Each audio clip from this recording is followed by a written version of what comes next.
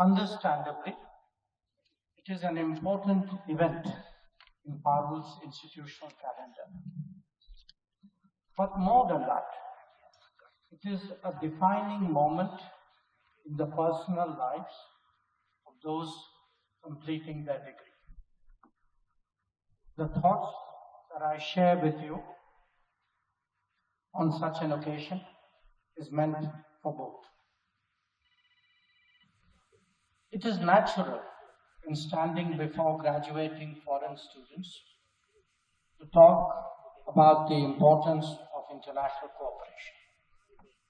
After all, your studies, your stay in India is an expression of that very concept. It is also equally important that Indian students and even faculty appreciate its importance. And there is a particular perspective that a foreign minister can bring to bear on that subject. The world today holds unparalleled opportunities, even while it confronts daunting challenges. Addressing either of them is best done through partnerships and collaborations. No country, however large and powerful, can manage alone. That is the reality of interdependence and of globalization, as also a statement about the limits of power. We may talk a lot about the promise of technology, but whether it is talent, whether it is data, or it is resources, everything cannot just be nationally generated or controlled. In fact, the very idea of a global order, or indeed of international relations, is the assumption that nations have to work with each other for their mutual and collective benefit. The rest is about setting optimal terms to do so. Understandably, it is an important event in Parul's institutional calendar. But more than that, it is a defining moment in the personal lives of those completing their degree. The thoughts that I share with you on such an occasion is meant for both. It is natural in standing before graduating foreign students to talk about the importance of international cooperation. After all, your studies, your stay in India is an expression of that very concept. It is also equally important that Indian students and even faculty appreciate its importance. And there is a particular perspective that a foreign minister can bring to bear on that subject. The world today holds unparalleled opportunities, even while it confronts daunting challenges. Addressing either of them is best done through partnerships and collaborations. No country, however large and powerful, can manage alone. That is the reality of interdependence and of globalization, as also a statement about the limits of power. We may talk a lot about the promise of technology, but whether it is talent, whether it is data, or it is resources, everything cannot just be nationally generated or controlled.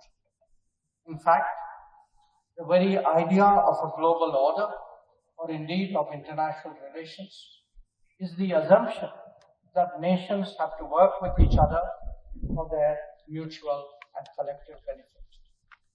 The rest is about setting optimal terms to do so. Perhaps some of you are wondering why I'm laboring the obvious. And the answer is that the contemporary discourse has many assertions to the contrary. Some do not give that much value to friendships. Others have hardwired their cynicism into policies and structures. And that is why, to foreign students, I highlight, just as your president did just now, the relevance of Vasudhaiva Kutumbakam, the world as a family. Now, having lived in India for some years, I think all of you can assess for yourself our openness, our pluralism, and our diversity, as also our long tradition of growing with the world instead of distancing ourselves from it. In many ways, we stand out by promoting commonness rather than seeking uniformity. That you can see in our languages, in our faiths, customs, traditions, cuisine, and practices. Our openness to each other in India makes us just as open to the world. We therefore neither build walls, real or metaphorical, nor impose our ways on others. Obviously, as a large polity in the international community of almost 200 nations, we do have national interests and naturally seek to advance them. But this is sought to be done with mutual understanding and mutual benefit as its guiding principles. I'm very confident that it is this understanding of India that all of you will take back home. It has become a fashion in some quarters to be openly transactional when it comes to dealing with other nations. Bear in mind that some are actually practicing it in reality, even while preaching the opposite. There can be a legitimate debate about how best to engage the world. Some of it may be driven by cost benefit, but among certain societies, sentiment and values also count for something. In fact, they count for a lot. India belongs to that category.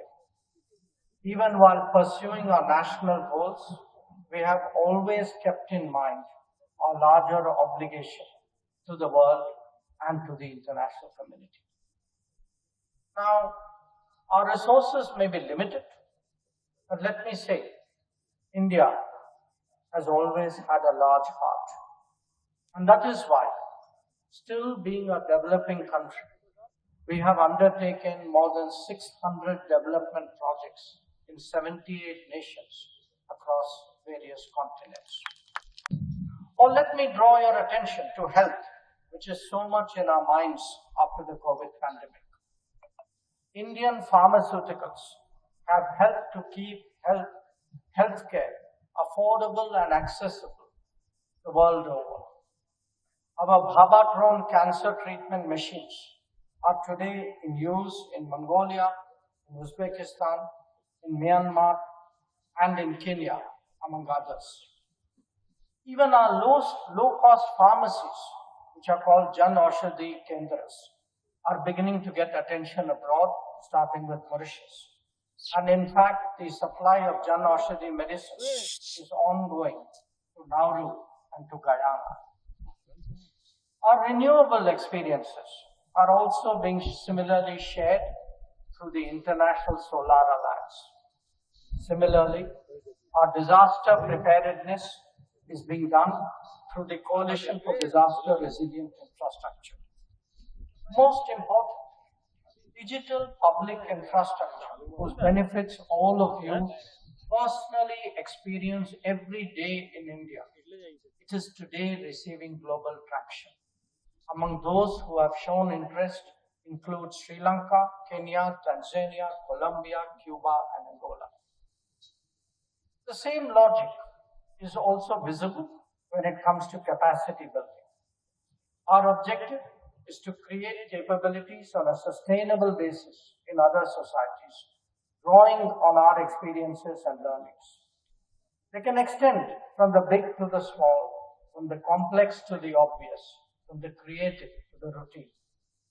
Be it engineers in Zanzibar or solar mamas in the Pacific, from vocational training to information technology, from improving tax systems to ensuring security, India's partnership footprint is large and growing. It spans the exchanges of trainers and students to ensuring distance education and virtual health training. So I urge you to recall the adage of giving a man a fish versus teaching him how to fish.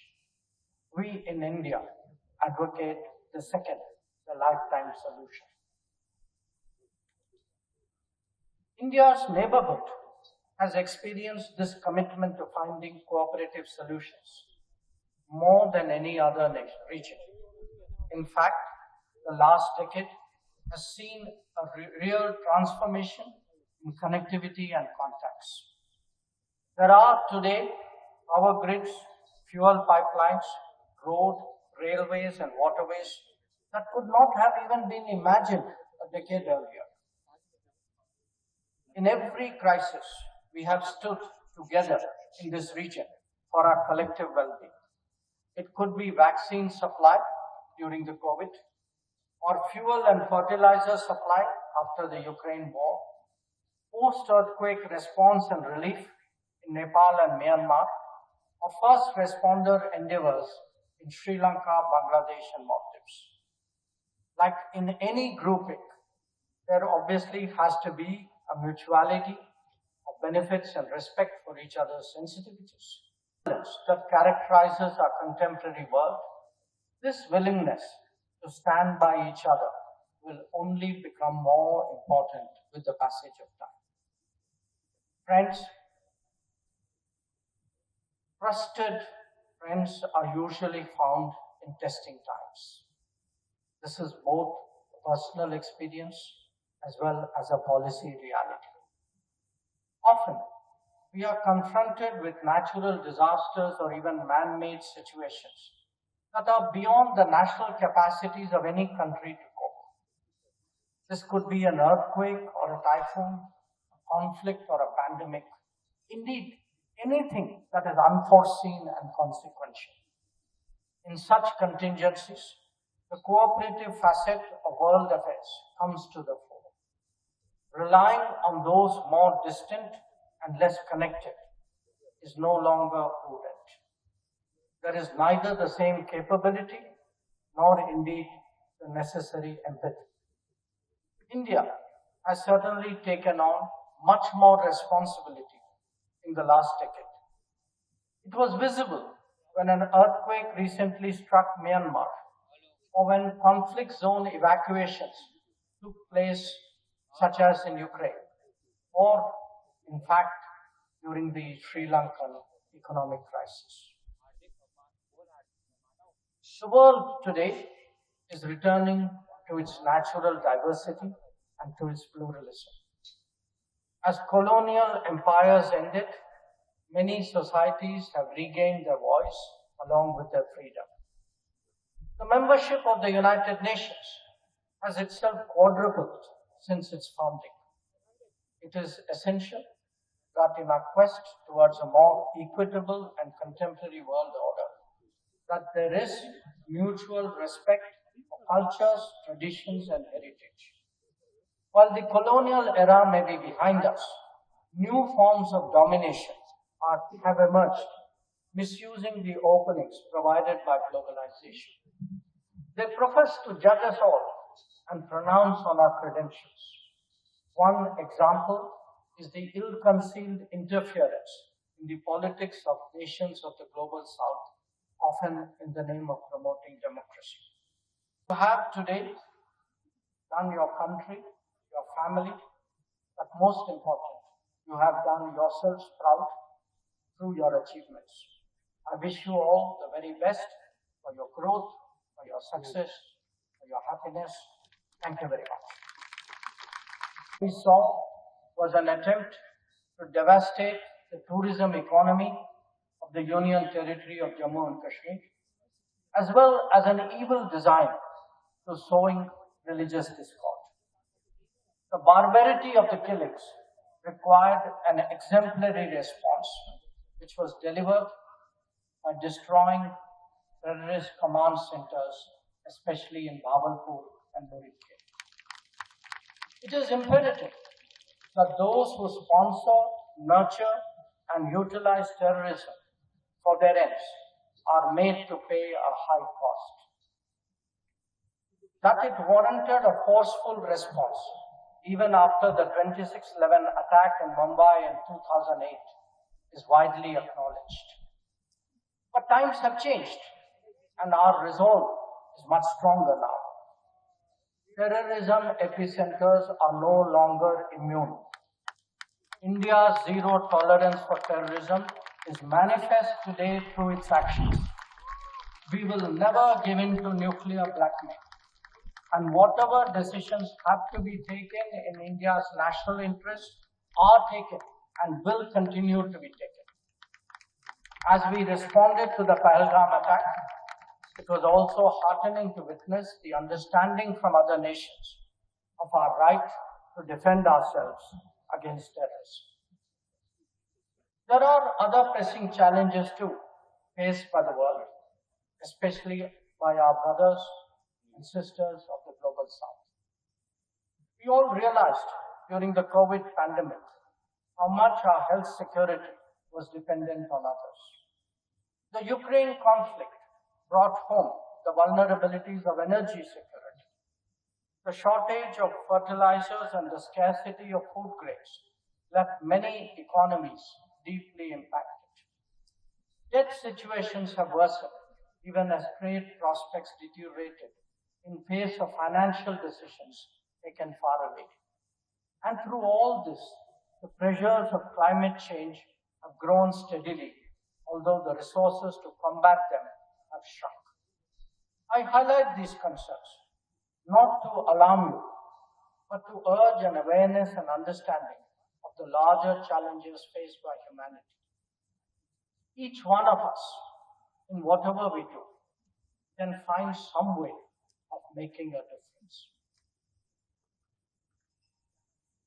Now, precisely because the world is so volatile and uncertain, it is essential to all in very good stead.